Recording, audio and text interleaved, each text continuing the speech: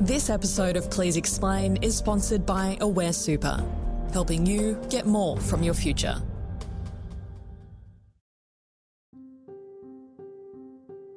From the newsrooms of the Sydney Morning Herald and The Age, this is Inside Politics from Please Explain. I'm Rachel Clund, filling in for Jacqueline Maley. It's Friday, July 14. After 9 weeks of hearings involving 115 witnesses, the robo-debt Royal Commission report was published last week. It was wrong, it was illegal, it should never have happened, and it should never happen again. Prime Minister Anthony Albanese said Commissioner Catherine Holmes did not hold back in her assessment of the failings of the former government ministers and senior public servants who implemented a scheme to claw back $1.7 billion from more than 500,000 welfare recipients. The Royal Commission has found that the Liberal Party's robo-debt scheme was, to quote, a crude and cruel mechanism, neither fair nor legal, and it made many people feel like criminals. In essence, people were traumatised on the off chance they might owe money. It was a costly failure of public administration in both human and economic terms. The Prime Minister said this report exposed the human tragedy of the scheme, and the government would work through the more than 50 recommendations. And my government will be committed to not just putting this report on a shelf, but making sure that it can never happen again and making sure that the government responds in an appropriate, ordered and considered way. Thanks very much. Today, federal political reporters Lisa Visentin and Angus Thompson on the robo-debt Royal Commission and what happens next as the fallout from the controversial government program continues.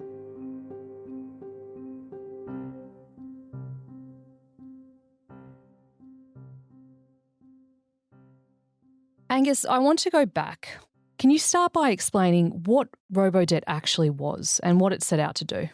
So robo-debt was an automatic debt recovery scheme introduced by the former coalition government, and it was designed to claw back about $1.7 billion in Centrelink overpayments. Obviously, that's very good for the budget bottom line if they can achieve that. Now, it relied on a system called income averaging, which basically assumes people were earning the same amount every fortnight over the course of a year. Now, this is obviously flawed if you're a person who's relying on Centrelink payments, has sporadic work, you're perhaps a casual worker or a student, and maybe you're earning a lot more in one part of the year than you are in the other. So that system was flawed, and it was actually found to be unlawful by a federal court judge in late 2019, and it was followed by a major class action the year after. Now, as a result of this system, hundreds of thousands of vulnerable people were hit with debt notices that were wrongful, and it totaled about $750 million all up. Some people were given debt notices worth tens of thousands of dollars. It obviously put them in a great deal of financial stress, affected them emotionally. In some cases, people took their lives after receiving these notices. So when Labor came to government, they announced a Royal Commission would be held into the robo-debt scheme to actually uncover some big questions about how it was able to happen in the first place. And we got the final report to that Royal Commission last week. Can you tell me a bit about it and what it found? Look, it was a scathing 990-page report. The Royal Commissioner Catherine Holmes, SC, found that there was a scheme racked by collusion and dishonesty, and basically various public servants and coalition ministers had failed in their responsibilities to basically uncover the unlawfulness of this scheme and provide the checks and balances in place to make sure that welfare recipients were treated fairly and were not preyed upon by the government, which is exactly what happened. Lisa, in total 9 former government ministers, including 2 former prime ministers, were named in this report. Some of them were mentioned more than 300 times. What did the report say about them, and have we seen any political fallout following the report's release? Yeah, so it was really 4 ministers who were really the focus of the criticism and the adverse findings from the Royal Commission. And they were former Prime Minister Scott Morrison and former ministers Alan Tudge, Christian Porter and Stuart Robert. We know there is a confidential sealed chapter in the report that names a number of people who have been referred to agencies for potential civil action or criminal prosecution. We don't know if any of those former ministers are in there, and certainly all of those 4 have since put out statements defending themselves and their actions in the wake of the report. Scott Morrison, for example, said he completely rejected the adverse findings and claimed that they were wrong and unsubstantiated. But at the end of the day, Morrison is really the last man standing from this robo-debt scheme. The other ministers, Tudge, Christian Porter and Stuart Robert, they've all left Parliament, whereas Morrison is still there, still on the opposition backbenches, which is a very lonely place for a former Prime Minister to be. And of course, there was already swirling speculation about when he might leave politics. And this Royal Commission report has sort of only really fueled that. And it has to be said that very few of his colleagues have rushed to support him in the wake of these findings. He's certainly within his rights to stay within the Parliament. He was re-elected by the constituents of Cook only less than 18 months ago at the last federal election. But there are now a number of coalition MPs sort of openly speculating really about whether he should continue on and for how much longer. For example, David Littleproud, the Nationals leader, said last week that if Mr Morrison didn't have the heart to go on, he should get out of the way. Liberal MP Bridget Archer and Andrew Bragg, a Liberal senator, they've also talked about the need for the Liberals to be able to move on from the Morrison government era. So certainly none of his colleagues are really begging for him to stay on at this point. It wasn't just former government ministers who were put under the spotlight in this report, though, Lisa, was it? Former Secretary of the Department of Human Services, Catherine Campbell, was singled out for failing to act when flaws in the scheme were consistently pointed out to her. She currently has a senior role in the Defence Department. Is she likely to keep her job? Oh, well, that's a big question at the moment. Yeah, a very senior role, a $900,000 a year job as an advisor, an AUKUS advisor. It should be pointed out there were a number of bureaucrats against whom this report made adverse findings, but she was ultimately where the buck stopped in terms of the public service. She was the department head at the scheme's outset and for several years while it was being implemented and maintained, even as criticisms were emerging about it. So we've seen last week, the Albanese government has set up a task force to review the conduct of the public servants. And so where that lands, we'll really have to sort of wait and see.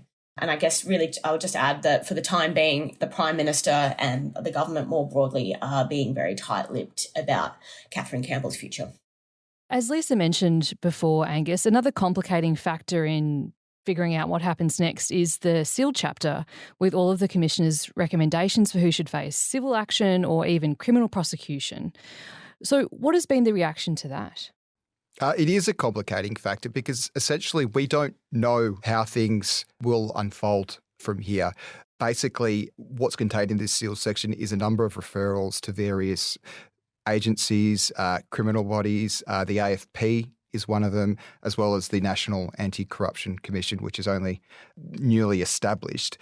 Essentially, we don't know who's been referred to what, and that casts a bit of a pall over how accountable these people can be for their actions at the moment. Now, interestingly, both Government Services Minister Bill Shorten and Prime Minister Anthony Albanese have indicated that they want to see that sealed section opened up eventually, but they've also said that Commissioner Holmes has put that in place for a reason, and that is to ensure proper processes are in place for those people, whoever they may be, to receive procedural fairness in being investigated by other agencies. One interesting reaction has been from former New South Wales Supreme Court Judge Anthony Wheely, SC, who's also a notable integrity campaigner. He says the interests of the public's right to know, essentially, the interests of transparency, in this instance actually trump any desire towards procedural fairness, because people really need to know who these people are, first of all, who have been referred, and what's going to happen to them. So that might apply some pressure to the decision makers in eventually seeing that sealed section opened in, and I guess in what time frame as well.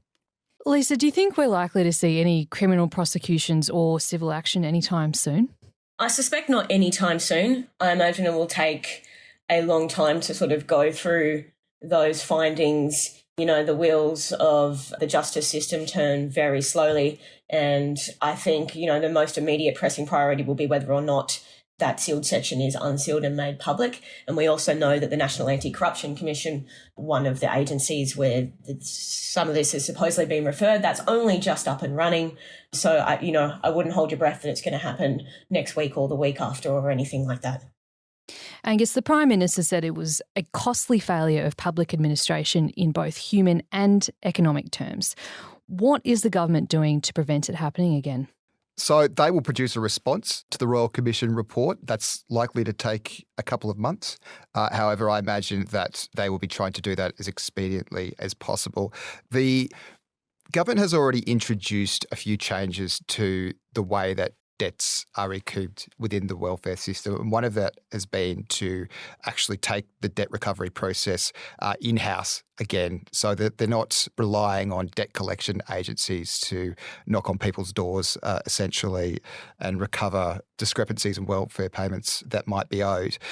Another interesting angle to this, and it seems to be something the government has already been taking on quite willingly, is Commissioner Catherine Holmes' recommendation that politicians really lead the charge in the way that welfare recipients are viewed in this country, that they're not dole bludgers. Essentially, they're people that rely on assistance because they're in a vulnerable state. And the language around the government and the way that they're talking about this seems to be quite a significant shift in that rhetoric already. So, look, action is happening on a number of fronts. But again, I think that sealed section is part of it as well. So we can expect some more conversation on that, I'm sure. Lisa and Angus, this report really came about because of the impact the robo-debt scheme had on people. Do you think this report gives them the justice, the understanding that they deserve after everything that they've been through? I think it goes part way there. I think it was a huge report. There was a lot of evidence collated as part of that. We had weeks of hearings in which former government ministers took to the stand and faced a real grilling over their conduct, what they knew, what they did in response as well. So there was a high degree of accountability already. However, when you get down to it, that may be some vindication on some level, but a lot of these people were affected in really material terms. Some of them were hit with debt notices worth tens of thousands of dollars. There were people who took their lives after receiving these debt notices, and their families clearly won't be the same after this. So, it goes part way there, and I think there is broad acknowledgement that the job is not done on this front, and there is still a lot to do in terms of making amends for the impact that has been wrought on a lot of these people. I think the Royal Commission goes a long way to vindicating the victims of this scheme, just vindicating that their claims were valid. I mean, for a long time, they struggled to get their claims taken seriously. I mean, this robo-debt, the scandal, started really from a grassroots level. It was people saying, hey, this is wrong. And it took a long time for that to filter up and be taken seriously. And then, years later now, we've got a 900-page report really verifying and validating and vindicating that they were genuine claims and genuine aggrievement. Having said that, I agree with what Gus has said. How can you ever really restore or find justice for the families of those people whose loved ones have taken their lives after this?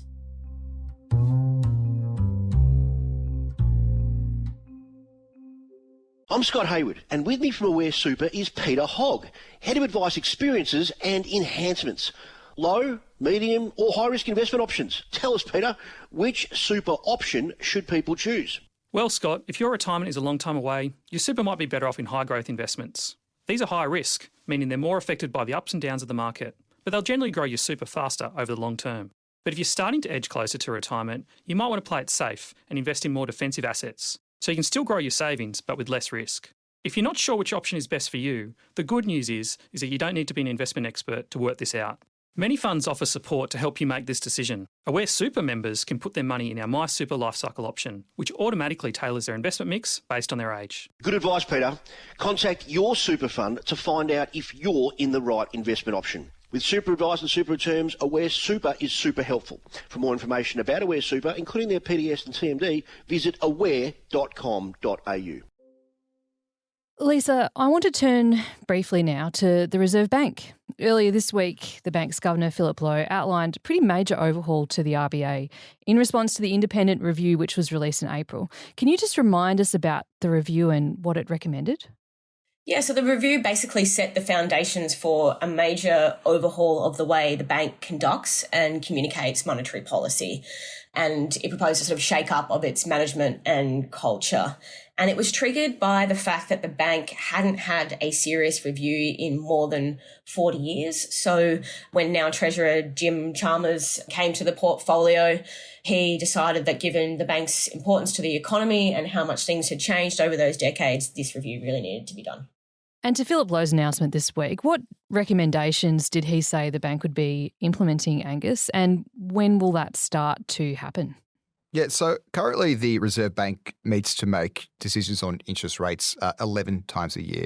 That's going to be reduced to 8 times. So clearly the flow-on effect from that will be for households. They won't be facing decisions on their interest rates as frequently as they are currently. The RBA governor is also going to be holding media conferences after each decision, and that will be, I guess, an extra layer of accountability that the bank will have to go through. And it gives journalists an opportunity to really grill the Reserve Bank on every decision that they make in the context of the economic conditions at the time as well. There'll also be a bit of an extra opportunity for board members to actually get some advice on decisions as well. And meetings will actually be stretched over a couple of days rather than one to, I guess, really allow proper, more extensive thought over each decision that they make. Yeah, so it's interesting to note that some of these decisions, or some of these changes rather, are going to be delayed until next year. And I think part of that is because we've got to wait for this legislative change, which will allow them to set up a second board, but also because there's potentially going to be a new RBA governor. We're recording this on Thursday, Lisa, and we're potentially expecting a decision on the future of Phil Lowe and whether he remains in the job as soon as Friday. Phil Lowe said this week he'd be honoured to continue in his post if he was asked, but what do we think the likelihood of that is, and have we had any further indication as to where that might go? I think it's very unlikely. I mean, I think it would be even a shock decision if Phil Lowe was kept on. And that's because there's been such rampant speculation in the media that his term will expire and that he won't be reappointed.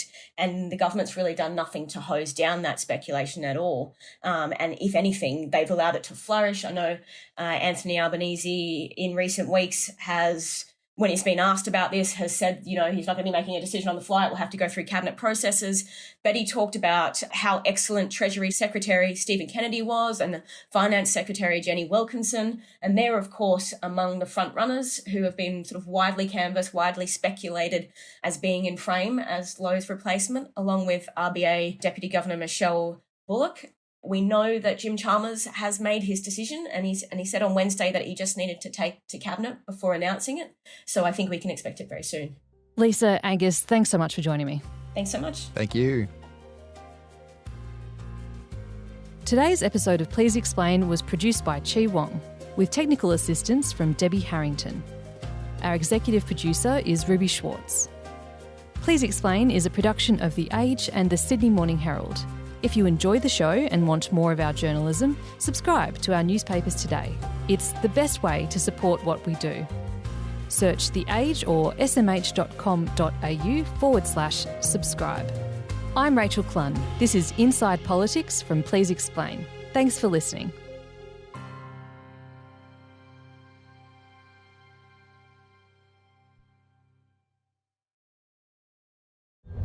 This episode of Please Explain was brought to you by Aware Super. With super advice and super returns, Aware Super is super helpful. For more information about Aware Super, including their PDS and TMD, visit aware.com.au.